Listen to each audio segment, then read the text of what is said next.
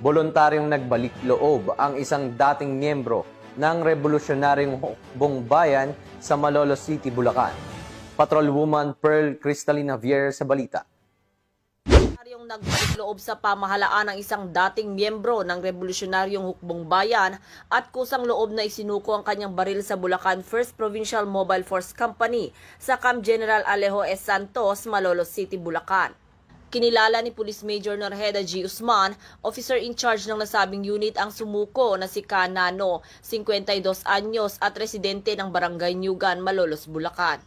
Ayon sa ulat, ang Revolusyonaryong Hukbong Bayan ay isang armadong grupong konektado sa kilusang komunista na dating aktibo sa mga baybaying bahagi ng Bulacan, Pampanga, Bataan at Zambales.